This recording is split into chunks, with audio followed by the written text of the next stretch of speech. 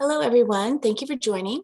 We'll wait just another 30 seconds or so to allow everyone time to log in.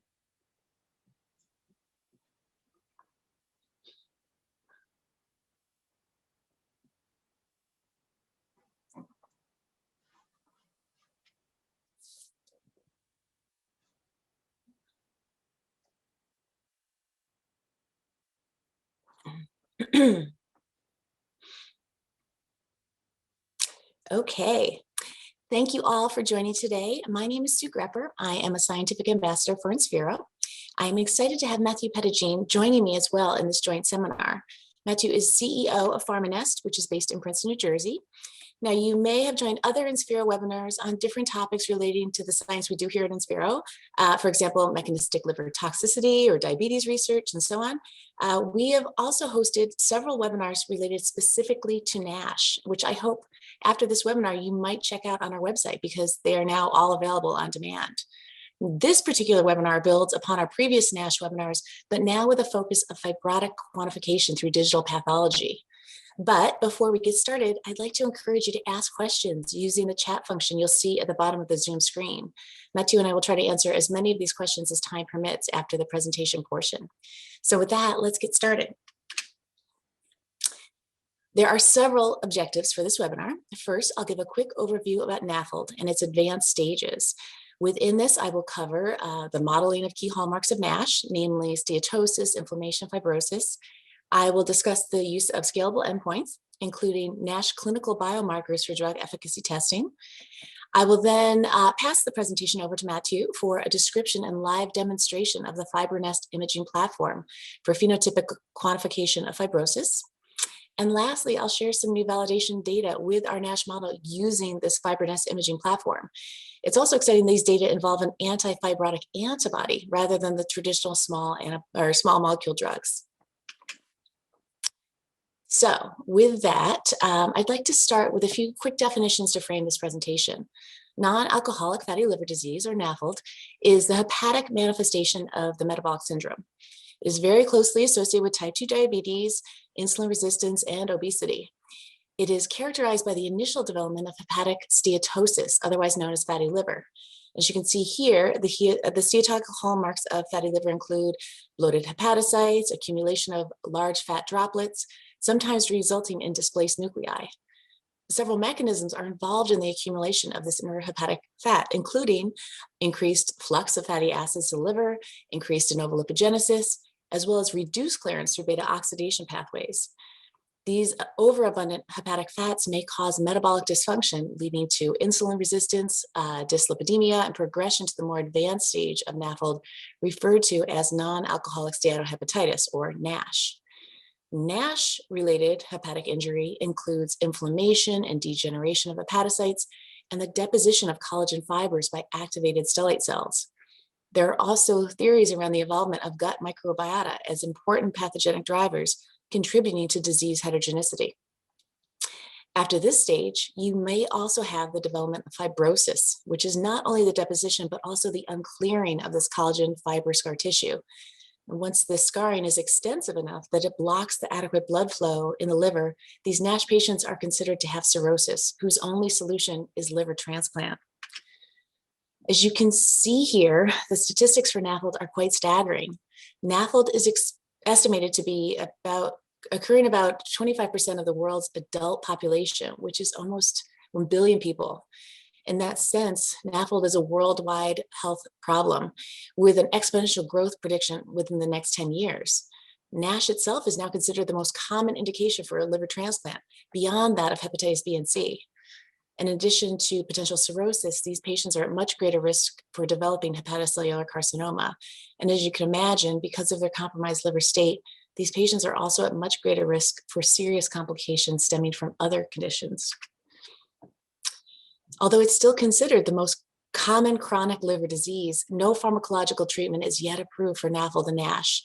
Therefore, basic and clinical research remains essential to improve our understanding of NAFLD pathophysiology and for the development of pharmacotherapies. But NASH is a very complex and progressive disease that develops over years or even decades in humans. There are, of course, attempts to recapitulate this disease in animal models, but these studies take months and may not reflect patient responses to drugs. So ideally, preclinical models should recapitulate human disease pathophysiology and enable rapid screening of large quantities of compounds and combination treatments. In a previous webinar, I dove into this a bit more deeply, looking at different preclinical models currently used. But in this webinar, we'll be focusing specifically on InSphero's 3D NASH model. So please allow me to describe the advanced 3D NASH model we've been developing over the past 5 years. First, we spent a substantial amount of time optimizing a physiologically relevant combination of cells for this model, as you can see in the legend key. This means human hepatocytes, Kupffer cells, endothelial cells, and of course, stellate cells. And I should point out here the importance of using primary stellate cells from a very low passage so they don't spontaneously activate. Rather, we wanted them to aggregate and be maintained in an unactivated state without the NASH stimuli there. This way, we could recreate the NASH phenotype using clinically relevant NASH stimuli and in a time frame reasonable for research purposes. So in addition to free fatty acids, high sugars, and insulin seen in clinical NASH patients, we also optimized inflammatory stimuli that represents the leaky gut and microbiome-associated inflammation linked to NASH. So this complex combination of stimuli was necessary for the development of not only the steatotic and inflammatory aspects of NASH, but also the downstream fibrotic phenotype. And when you take a look at the assay endpoint options here on the right-hand side, that can be measured from these complex little microtissues, it's really quite impressive. In addition to histology, IHC, we can also measure clinical biomarkers like those in the enhanced liver fibrosis test, otherwise known as the ELF test. We can perform high content imaging analysis and perform next generation sequencing with a single microtissue. And of course, for scalability, in addition to clinical relevance, we have validated and optimized several biochemical assays around each of the major hallmarks of NASH. But one area that has been difficult to achieve until our collaboration with PharmaNest has been pathological quantification of fibrosis. But we'll get to this a bit later in the presentation. Now, of course, the ultimate goal of developing this model was to allow for potential testing of therapeutics for their ability to block different NASH pathways within the liver. In the next few slides, I'll describe the process we used to optimize this model so that there were enough differences between the healthy and diseased microtissues. This is critical because we need that window to determine drug efficacy. So this is what we found to be optimal for this model. For determining compound efficacy against NASH disease progression, the drug or vehicle control is added at the same time as the NASH stimuli induction, meaning the lipid loading, inflammatory stimuli, high sugars, over the course of 10 days. The control treated tissues are cultured in medium with normal lean glucose levels, mimicking the conditions in healthy people. Hence, I'll refer to this treatment group as the lean group. Now, we found that measuring certain parameters at day 5 versus day 10 will give the most useful information from our model. For example, we have found that day 5 is the best time to measure the release of the inflammatory markers due to NASH stimuli, and that's when it's at its peak. Whereas we see the greatest window between lean and NASH treatment groups for steatosis and fibrosis-related endpoints at day 10, as you can imagine. So let's see how lean versus NASH conditions change at the gene transcription level. This is an endpoint we found provides a massive amount of insight. And compared to other endpoints like IHC, which requires up to 1/3 of a plate of microtissues per treatment group, next generation sequencing technologies are so sensitive that only a single microtissue is required. When we compared whole transcriptome analysis of NASH treated microtissues to that of lean control treated microtissues, all at day 10, it revealed differential regulations of genes associated with key processes in NASH. This includes upregulation of the key inflammation genes, fibrosis genes, and downregulation of lipid metabolism-related genes. Some examples I could pull from here are some of the major inflammatory pathways targeted in NASH drug discovery, such as CCL2, CCL3, as well as IL-1 beta, a major part of the inflammasome pathway. Regarding fibrotic genes, we can see increases in different collagens, MMPs, and TIMPs. And lastly, there are NASH-induced downregulations of numerous genes related to lipid metabolism, such as PPAR-alpha and CYP3A4. So keeping in mind those optimized conditions, stimuli, and endpoint timing, we wanted to know whether we can induce these 3 major hallmarks of NASH in our microtissues and measure them in different manners. First, we wanted to see whether we can induce lipid accumulation within the tissues treated with NASH stimuli. Using whole mount high content imaging, we performed Nile-red staining of the lipids within the cells after 10 days of treatment in the lean control versus NASH conditions on our Yokogawa high content imaging instrument. What you see here are 2 microtissues treated with lean media conditions on the left column and 2 microtissues with NASH stimuli on the right column. The nuclei are stained blue DAPI and the lipids are stained with Nile-red. The NASH treatment clearly increased the lipid accumulation within the hepatocytes over 10-fold. And I should mention here, the sensitivity of our instrument is so great that we're currently now validating the distinction between micro and macro vesicular steatosis and their quantifications. So please stay tuned for this and some lipidomic data in an upcoming webinar this September. Coming back to the study, we also measured intracellular triglyceride levels from the lean control and NASH conditions. In the NASH conditions, we observed an 8-fold increase in triglyceride levels as compared to lean control. And these biochemical triglyceride results were really exciting to us because, frankly, high content images are exciting to look at and make for pretty pictures and publications, but it is quite labor intensive, especially if you intend to quantify the differences. So having a biochemical measurement that's quantitative, and it is much more efficient for screening. I don't have time to get into validation. We perform with numerous clinical facing drugs targeting these upstream steatotic aspects of NASH, but if you have interest, I hope you'll check out some of our other webinars already on demand, where we do a deep dive into drugs like firsocostat, obeticholic acid, and selonsertib. As I mentioned earlier, the second major hallmark in NASH is inflammation. So an important part of our optimization was to show that NASH model does recapitulate these inflammatory pathways seen in the clinic.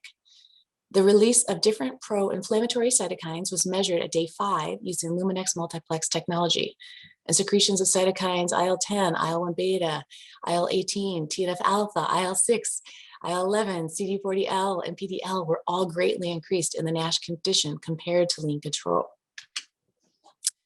Similarly, the secretion of chemokines, IL-8, IP-10, and so on, were all incredibly increased in the NASH conditions as compared to control. As a quick review, chemokines are specialized cytokines that call out to blood macrophages for them to infiltrate into the liver. These same cytokines and chemokines were found to be elevated in the plasma of patients with NASH. As with the last slide, I should point out that some of these cytokines and chemokines in the control-treated samples were below limit of detection, which means the Kupffer cells were appropriately unactivated in the lean condition. And that's why we couldn't actually perform statistical analyses between the treatment groups. The last set of markers measured at day 5 with this optimized Luminex panel were secreted growth factors related to the progression of NASH, namely IGF-BP7, HGF, and VEGF. Again, the secretion of these growth factors was substantially increased in the NASH stimuli. Lastly, and perhaps most importantly, we wanted to validate and optimize the fibrotic aspect of NASH within our model. Clinical research has shown that you can have, asymptomatically live with fatty liver, as well as some inflammation, but the cirrhosis resulting from NASH-induced fibrosis can ultimately kill someone. So patients aren't even typically diagnosed until fibrosis has been established. So ultimately, this is an endpoint that needs to be resolved in order to prevent mortality. As you can imagine, fibrosis was the most difficult hallmark to optimize in a model within a 10-day window, as it can take adults decades to reach the stage of compromised liver. After testing numerous stimuli conditions and numerous kits, we finally found 2 biochemical kits which nicely measured the secretion of procollagens in our model. One kit measures cleaved C-terminal propeptide from collagen type 1, and the other measures N-terminal propeptide from collagen type 3. As these 2 kits have become our standard biochemical models for fibrosis, and they're excellent screening tools. Now, as you can see from this graph, we measured procollagen 1 on the left and procollagen 3 on the right. We measured these from supernatant collected from day 7. So basically whatever was secreted between day 5 and 7. The NASH stimuli treatment significantly increased the secretion of both procollagens over that of lean control. Furthermore, the co-treatment with a tool compound that blocks the complex of TGF-beta receptor and ALK5, shown here in red dots, which is called ALK5 inhibitor, it caused a very nice suppression of this procollagen secretion. Now, a nice bonus of measuring secreted factors is that you can measure them both at multiple time points, and it can give additional insight to a timing of a drug's actions. This bottom graph shows similar data collected from certain again at day 10, so whatever is secreted from day 7 to 10. And again, you see very nice differences between the lean control and NASH, and the ALK5 inhibitor even more significantly blocks the NASH stimuli-dependent procollagen release. Another biochemical endpoint we were happy that we could recapitulate with our model is the significant increase in TIMP1, also known as tissue inhibitor of metalloproteinase 1. TIMP1 has been identified as another key biomarker in NASH, and like procollagen 3 is part of the ELF test. These data shown here were actually generated with our model, but measured by our partner Enanta Pharmaceuticals, as they had direct access to mesoscale technology. We were quite happy to see over a 5-fold increase in TIMP1 secretion in the NASH conditions, and we're now currently validating this endpoint further so that we can offer this biochemical readout to our partners. So I have shown so far 3 different biochemical measurements we can measure for NASH-related clinically relevant fibrosis. However, while there's still a great push for accepting blood-based biomarkers as surrogates to measure success of a clinical trial, there's still the understandable need for biopsies. These biopsies are quite invasive, but are still considered by FDA to be the gold standard in clinical trials for determining whether a therapy can halt or even reverse a certain number of stages of fibrosis within NASH. Therefore, we needed to find a way to quantify fibrosis at the microscopic level from our microtissues. We have already done extensive experience with immunohistochemistry, like the images you see here. Now, what we've done is pool 10 or 20 to 30 microtissues per treatment group at the end of the experiment, fix them with formalin, and then created paraffin blocks. We can then slice these microtissues about every 4 to 5 microns. Once we have the slides, we can stain for endless endpoints related to fibrosis or NASH in general, but our most critical marker is pico-serous red staining. Here I show control microtissues on the left side, NASH stimuli treated in the middle, and NASH stimuli treated with the concurrent treatment of the ALK5 inhibitor I described before, which nicely blocks fibrosis.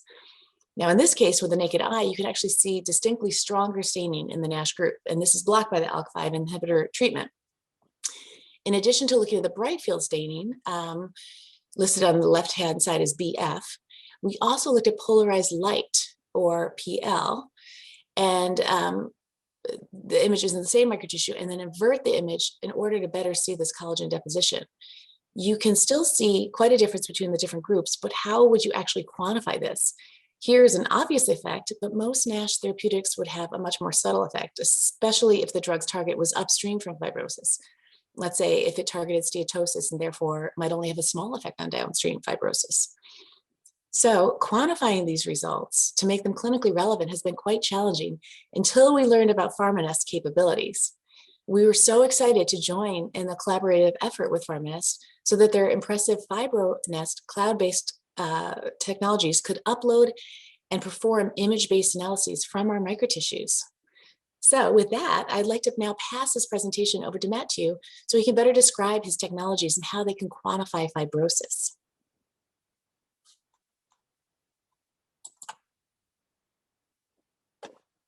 Thank you so much. Let me share my screen here so all of you can view my slides. Excellent. So again, welcome to everyone calling in from many different places around the globe. My name is Mathieu Petitjean, and I'm running PharmaNest here out of Princeton. I'd like to show you today the basics of our image analysis platform and stress how the method that we use can be applied across the continuum of NASH, from biopsies of human livers back to spheroid models. The principles of FibroNest, as illustrated in these slides, are based on digital images uploaded to our cloud platform. We can handle all kinds of digital formats. And we like, of course, images that have been stained for collagen, picoserous mason trichrome, all kinds of IHC, second harmonic generation, and so on. We can quantify them all. And while we are a fibrosis quantification company, we also quantify the associated features such as ballooning inflammation, steatosis, and in the field of immunofibro-oncology, which is growing, we like to quantify fibrosis phenotypes as well as other oncology-related features. So the first step we do is standardize the images. So we eliminate the noise that is brought by the staining protocol and the scanner. And then we quantify the features that are present in the image. The third step is to combine the principal components of the quantitative analysis into score that address the questions at hand. It could be about scoring the severity of the disease, but it could be as well to understand the differences of fibrosis response, for instance, between an obese patient and a lean patient, or between two different knockout models. So just to position our technique in the landscape of digital pathology and AI, I would like to stress the fact that we all want to develop continuous score so that the direction and the goal is set in the middle of the page. Continuous score that should be automatic and that should be robust. And we want to do this because it has been recognized that categorical scores currently used hide everything that happens within the categorical score. It's very difficult to state if a patient moves from F2 plus down to F3 minus, and even in the F4 stage, it's impossible with current methods to explain the spectrum of fibrosis progression in F4 and above. So that's our goal. And there are two ways to get there. The right to left approach is basically a lot of things that you're going to read or listen about is using machine learning, supervised machine learning, to input either stages or annotations from pathologists in the slides and train systems to recognize and down the road quantify probabilistic events. There are lots of positive things about this approach and negative things about it. I would just like to stress that by working with pathologists to input their annotation, we embed into what is called the ground truth, the natural and well-known poor reproducibility intra and inter pathologists. There are ways to compensate for the noise by increasing the amount of annotations, but that comes with cost and never really gets you 100% story. It's probabilistic.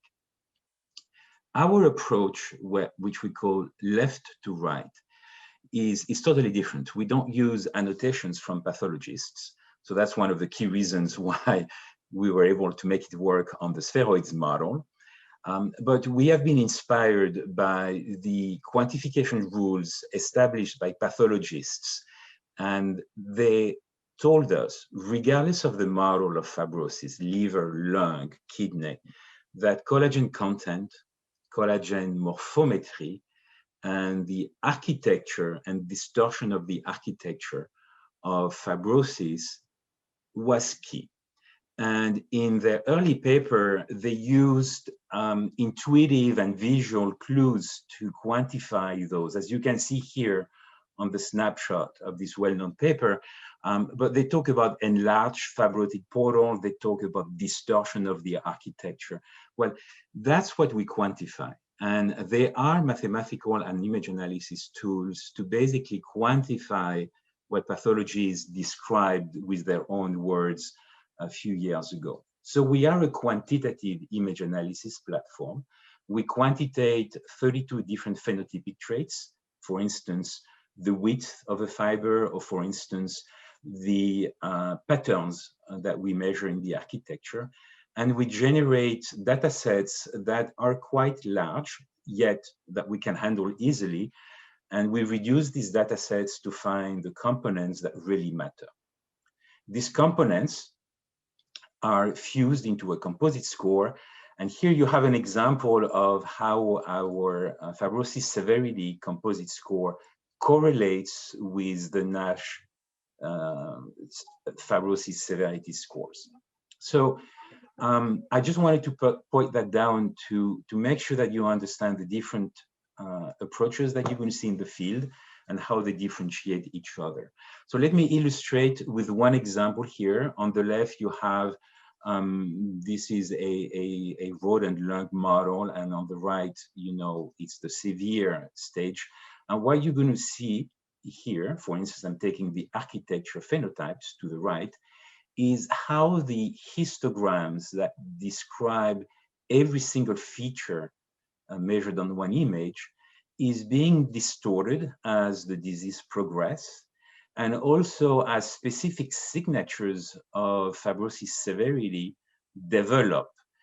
So you see here at the bottom, the very fully developed phenotypic signature, and in the picture in the middle, the coexistence of the normal phenotype and the disease phenotype. So we apply this approach, as explained, to content, morphometry, and architecture.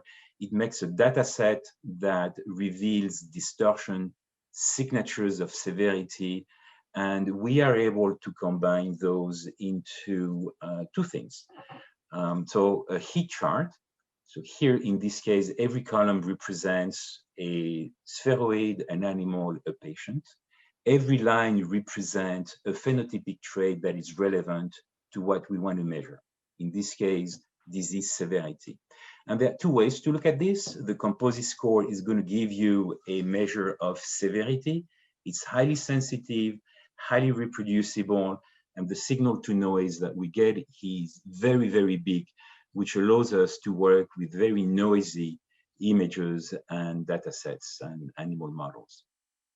The other way to look at this data set is horizontally or longitudinally, if you're making a time course, and we create the trajectories. The trajectories represent every single trait. Every node here is the average of the group, but it basically shows you what is changing in this case as disease progress, or what are the phenotypic differences between let's say an obese NASH patient and a lean NASH patient, not shown here. So this is extremely interesting to really understand the models, but as you will see, to establish translational aspects. So on the left, you see the trajectories that we have established on the progression cohort for humans. These are the collagen traits, these are the morphometric traits, and these are the architectural traits. Just to recalibrate some of you who've heard about collagen area ratio, the collagen area ratio is either this brown one or this one here. So you see it has some dynamic range, but not as much as what we see in other traits. This is morphometry, this is architecture, and this is a rat progression model. And it's extremely interesting to see the correlations and the analogies of the change of phenotype as you move from a human model and a rat model, or I would say from a rat model to a human model. And the question at hand, which is I'm going to show you, is what happens with spheroids. So let me share with you a couple of images, because it's actually one of the things we like the most is working with images and quantify them. Just to set the stage, you have here a biopsy of a liver. It's most likely a stage 2, stage 3. And I'm going to show you a couple of things we do. Once this image has been ingurgitated by a very simple upload, so our clients use upload to send us images, I'm going to show you the analyses that we do. The first layer of analysis is collagen. So we find the collagen fibers, and we can quantify them in many ways. On the studies we do with InSphero and most fibrotic models, we like to separate and segregate fine collagen from assembled collagen. So indeed, as the collagen develops, it's going to start showing small fibers. We paint them in pink, and as they develop and grow and starts to coalesce, they move into assembled collagens, right? And we can quantify those two classes and adjust the cutoff values that are relevant depending on the systems, right? So here we can really have an analysis on how much fine collagen versus how much assembled collagen, and what are the traits, the phenotypic traits that are associated to these collagens. When it comes to architecture, you have here a architecture map.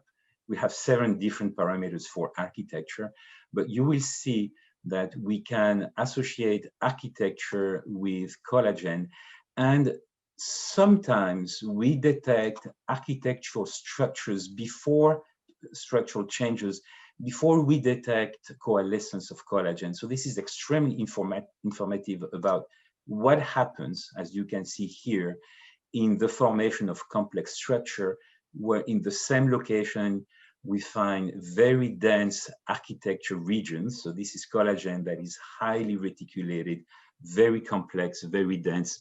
In other words, very difficult to remove, as opposed to area where we feel that collagen is building up into more complex structures, where the architecture complexity is a little bit less, and basically tells us what is the, let's call it that way, opportunity for collagen reversion. So these are regions where we are exploring the effect of treatments on the short term.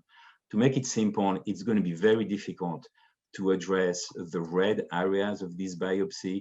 We believe that the pink and the light collagen structures are addressable. Everything that you see in this image has a number, so we can give you a full data set that quantifies everything that you're seeing here. So let me move to another biopsy. This is an F4 biopsy. F4, there is no F5, there is no F6. So the question is, how do we quantitate these very severe regions of collagens? And we have an approach. While we can do fine versus assemble, as I demonstrated before, here is a map that describes collagen density. So light collagen, faint collagen, is going to show in blue, greenish, orange colors, and very dense and complex collagen is going to show in deep red colors. And again here, the question is, what is accessible?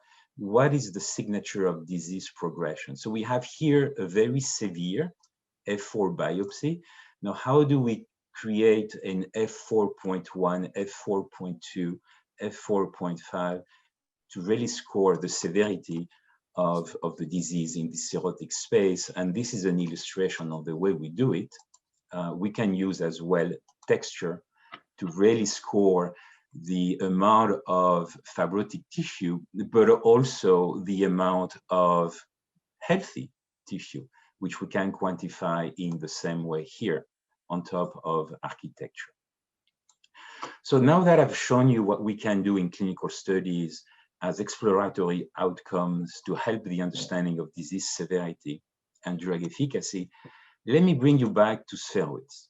So the annotations that you see here are circles of about 200 microns, which is the size of a spheroid. And I wanted to show you here that a colony of about 20 spheroids, when analyzed with the same approach as we do for biopsies, is becoming a very relevant phenotypic system for the study of fibrosis severity, progression, and regression. And indeed, this is a spheroid colony, so it's tiny. But now let me bring it into perspective. That's what we receive from InSphero, and you will see that they are, because these are very tiny systems, there are a few artifacts in scanning. But I mentioned before, in staining and scanning, but I mentioned before that our signal to noise is very, very high, and we can absolutely navigate through this little noise and experimental challenges. But I would like to stress at the same time that we have worked with InSphero to improve everything we could.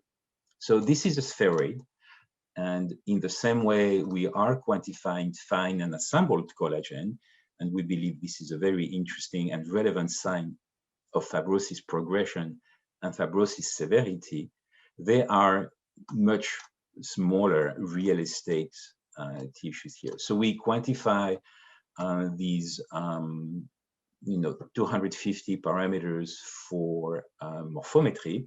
I'm just showing you one here, but the heat charts that Sue has shown before and probably show in a minute, you will recognize that there are about 30 to 35 morphometric parameters that really matter. And in the same way we quantify architecture and tissue distortion, we can quantify architecture in these spheroid models, right? It's very relevant to associate architecture distortion and phenotypic signatures from a morphometric standpoint, right? So when you combine all these things across a colony of about 20 spheroids, you end up with a vision and a model that is very, very relevant. Let me show it here as well, to what we see in a biopsy. And this is why we are excited to offer this analysis. And also, we are excited to show the relationship between the morphometric traits that we measure in a spheroid and the ones we measure in an adult biopsy. So let me conclude with a couple of slides. Let me revert here to my full screen mode. So I left you before with the relationships of severity and traits between a rat and human NASH biopsy. We are working on the same kind of translational approach with spheroids. And these are a couple of summary charts that we have published with numerous teams, where you see, moving from left to right, the phenotypic scores and their correlation with NASH CRN stages for an adult cohort. The pediatric NASH phenotype is different from the adult NASH phenotype. So we've done the same thing. Here is an animal study. We are validated on about 20 different models of rodents, and we detect drug with treatment injury and dose response. And in the same translational model, this is the data that Sue presented before, 2 lean models, 2 NASH model, and the effect of an alpha inhibitor, really where we can demonstrate the reproducibility of our approach and detecting the effect of a treatment. Last but not least, I would like to show you where we are going.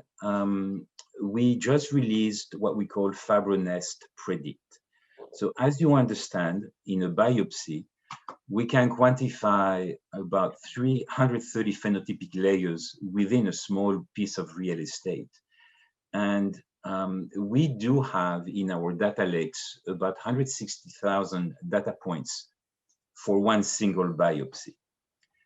And the way we want to use this histological data is to intersect the data that we measure on a tissue, on an image, with outcomes. Sue explained before that they had multiple biomarkers for every model. So the question is, how do we intersect what we know from a biological standpoint and what is measured from either categorical or continuous biomarkers with the information that we extract from an image? And we have these machine learning models that will identify features, develop and put them together in a model, and recurrently optimize them. So at the end, we can have a model that is going to be predictive, and the model will basically ingurgitate an image and give you outcome predictions. So in the context of clinical use or clinical studies or other kinds of fibrotic disease, it can be very interesting to have an image and obtain what is the prognostic of an F4 patient to evolve into HCC or not involved into HCC. Actually, we have published this kind of data last year with Nagasaki University in Japan. And this sets the stage for what we're going to do moving forward, is really bridging the world of digital pathology and biomarker to establish predictive models. With all that, I'd like to turn it back to you, Sue, and you can show a few more slides, and we'll take questions together. Perfect. Thank you very much, Mathieu. Let's see if we can come back to my spot. Okay.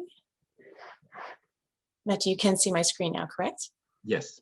Okay, perfect. Okay, well then we will go to the next slide. Perfect.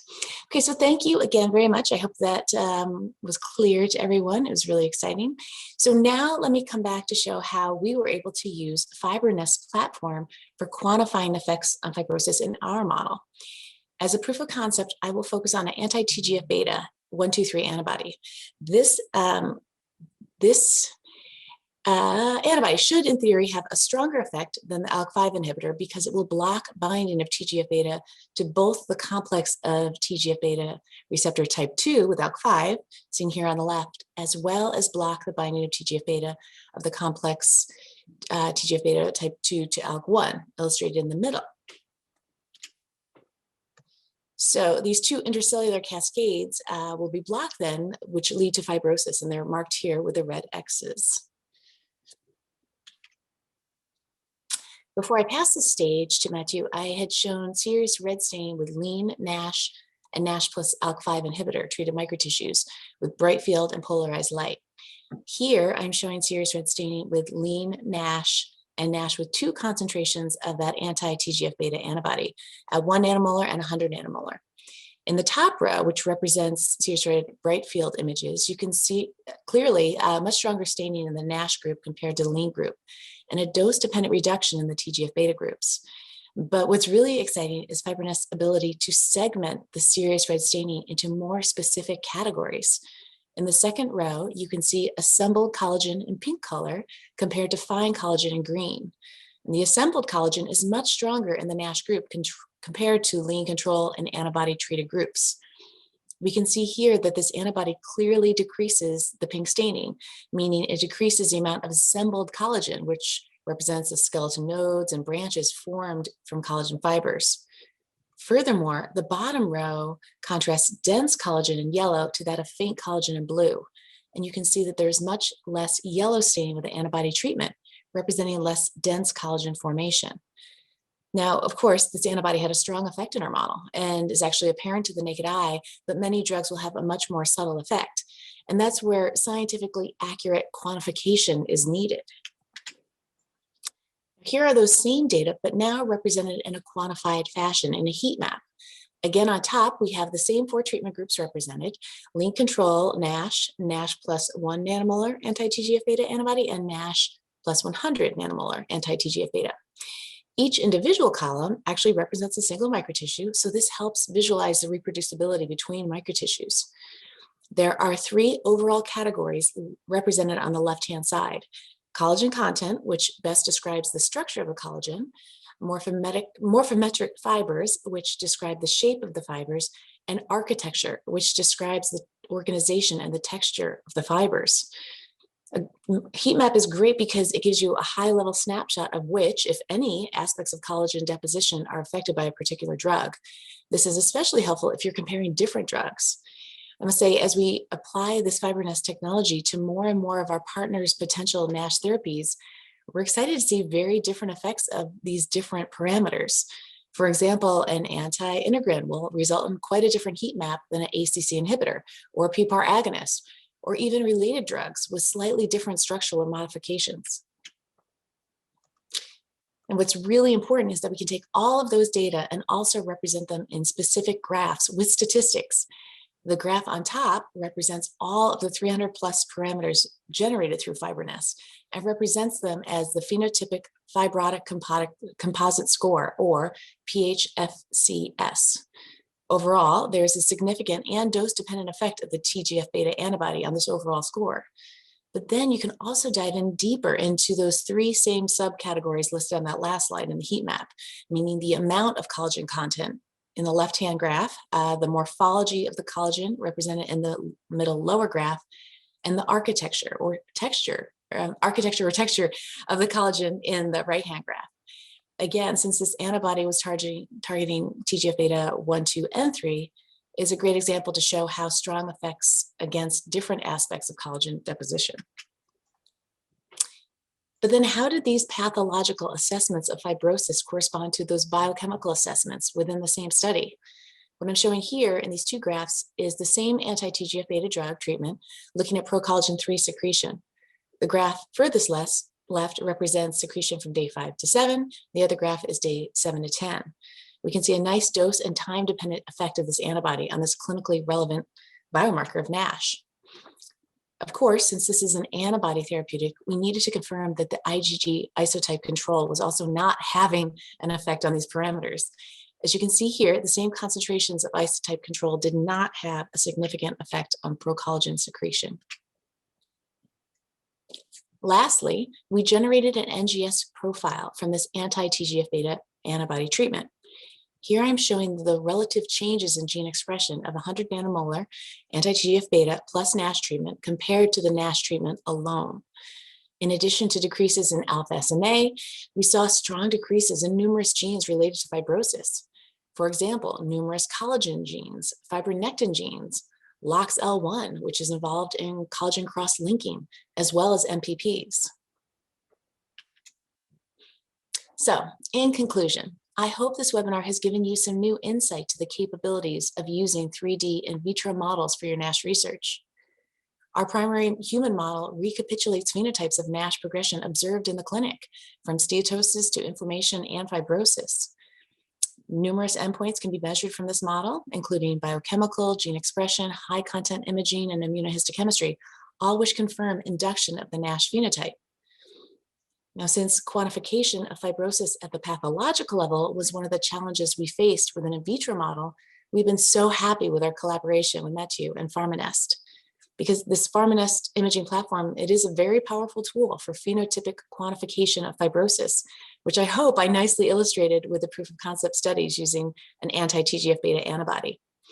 Not only does this demonstrate the power of 3D NASH models for efficacy assessment of anti-fibrotic drugs on collagen secretion deposition, but also for the potential of other modalities to be tested besides small molecules, such as antibodies. And I must say here that we at InSphero work with a range of partner needs for NASH research, whether it's screening a multitude of compounds for biochemical readouts only, or doing a deep dive into the mechanism of a lead candidate. And another area we work with is quick and efficient testing of different combination treatments, as this is the direction the NASH field is heading. So regardless of the research questions you may have, the 3D Insight human liver NASH model can enable you to quickly and efficiently screen NASH drugs and predict the response to treatment. So with that, I'd like to thank you all very much for listening in today. I'd also like to thank, of course, the researchers at InSphero that have developed this complex NASH model and performed the different experiments I've shown today. And many thanks to Mathieu for our collaboration and sharing your expertise on this webinar today.